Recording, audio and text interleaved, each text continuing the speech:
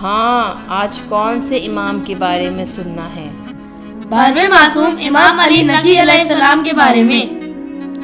اچھا بھائی، بتاتی ہوں، لیکن پہلے کوئی اہم بات کل کی گفتگو سے تو مجھے سناؤ۔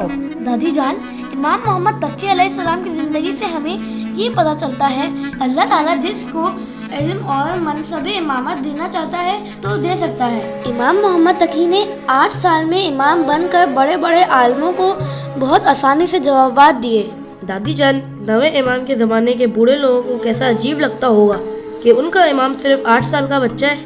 ہاں حیدر، تم نے ٹھیک کہا، لیکن دیندار لوگ ہمیشہ اللہ کے حکم کے سامنے سر تسلیم خم کر دیتے ہیں، چاہے وہ کتنا ہی عجیب کیوں نہ ہو۔ اچھا، اب امام علی نقی علیہ السلام کے بارے میں سنو۔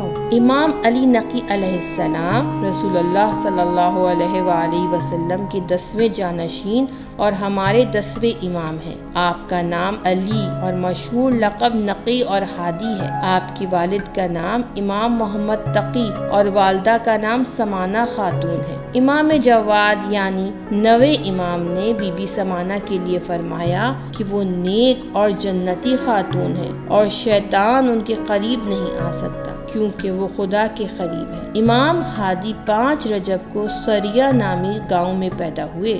سریہ مدینے سے قریب ایک مقام تھا جسے آپ کے پردادا امام موسیٰ کاظم علیہ السلام نے آباد کیا تھا۔ امام جواد کی شہادت کے بعد امام ہادی نے 8 سال کی عمر میں امت کی ہدایت کی ذمہ داری سنبھالی۔ امام ہادی بھی اپنے والد کی مانند کم سنی میں امام بنے۔ خدا نے انہیں بہت زیادہ علم دیا تاکہ وہ لوگوں کو سیدھا اور حق کا راستہ دکھائے۔ امام نے لوگوں کو بہت زیادہ معجزے دکھائے جس سے مسلمانوں کو یقین ہو گیا کہ وہ کم سنی میں بھی خدا کی طرف سے امام ہے۔ ایک مرتبہ بادشاہ نے آپ کو شیروں کے پنجرے میں جانے پر مجبور کر دیا۔ آپ اندر گئے تو سارے شیر آپ کے گرد جمع ہو گئے۔ یہ دیکھ کر بادشاہ سمیت سب حیران رہ گئے۔ ایک موقع پر بادشاہ نے آپ کی شان میں گستاخی کرنے کے لیے آپ کو دربار میں بلایا اور بہت بڑا اور بھاری پردہ لگا دیا تاکہ آپ اسے ہٹانے کے لیے جھکے،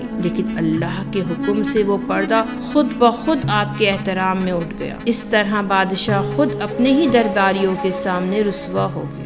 آپ بہت نیک انسان اور خدا کے بہترین بندے تھے۔ علم و تقوی اور اللہ کی عبادت میں کوئی شخص بھی امام ہادی کی طرح نہیں تھا۔ آپ کا اخلاق اتنا اچھا تھا کہ سب لوگ آپ سے محبت کرنے لگتے تھے۔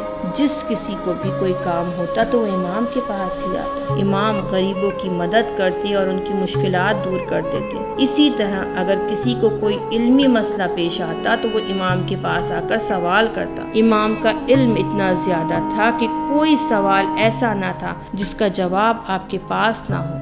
دادی جان، ہمیں بھی اپنے اماموں کی طرح لوگوں کی مدد کرنی چاہیے اور زیادہ سے زیادہ علم بھی حاصل کرنا چاہیے۔ ہاں بچوں، ایسا ہی ہے۔ امام علی نقی علیہ السلام نے بہت سے شاگردوں کی تربیت کی جو بہت مشہور ہوئے۔ دور دور سے لوگ امام ہادی سے علم حاصل کرنے کے لیے آیا کرتے تھے۔ امام کے چاہنے والے امام کی باتوں اور نصیحتوں پر دل و جان سے عمل کرتے تھے۔ امام ہادی نے 7 عباسی بادشاہوں کا زمانہ دیکھا۔ ان میں سب سے زیادہ ظالم بادشاہ متوکل تھا۔ وہ بہت زیادہ عیاش، ظالم اور اہل بیت کا دشمن تھا۔ اسے اپنے زمانے کا یزید بھی کہا جاتا تھا۔ اس نے کربلا کی زیارت پر پابندی لگا دی اور امام حسین کے روضے کو ویران کرنے کی بھرپور کوشش کی، لیکن اللہ نے اس کی ہر کوشش کو ناکام بنا دیا۔ لوگوں کی امام ہادی سے محبت اور اطاعت کو دیکھ کر اس وقت کا بادشاہ متوکل امام سے ڈرنے لگا۔ اسے اپنی حکومت خطرے میں نظر آنے لگی۔ اسی لیے متوکل نے امام کو مدینے سے سامرا بلا لیا۔ امام علی نقی علیہ السلام کی بے احترامی کے لیے اس نے انہیں فقیروں کی بستی میں رہنے کی جگہ دی،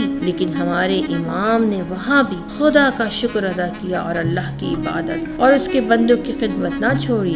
بادشاہوں نے ہمیشہ امام ہادی کو لوگوں میں بے عزت کرنے کی بھرپور کوشش کی، لیکن اللہ تعالیٰ نے انہیں اور بھی عزت و احترام عطا کیا۔ معتز عباسی نامی خلیفہ ایک بے رحم بادشاہ تھا۔ وہ امام کے اچھے کاموں کی وجہ سے ان کو پسند نہیں کرتا تھا۔ امام کو اس ظالم بادشاہ کے حکم سے زہر دے دیا گیا۔ آپ 3 رجب کو 41 سال کی عمر میں شہید ہو گئے۔ آپ کو شہر سامرا میں آپ ہی کے گھر میں دفن کیا گیا۔ آج سامرا آپ کے ماننے والوں کے لیے ایک اہم زیارت گاہ ہے۔ اگرچہ ہمارے امام شہید ہو چکے ہیں، لیکن ان کی محبت ہمارے دلوں میں ہمیشہ موجود رہتی ہے۔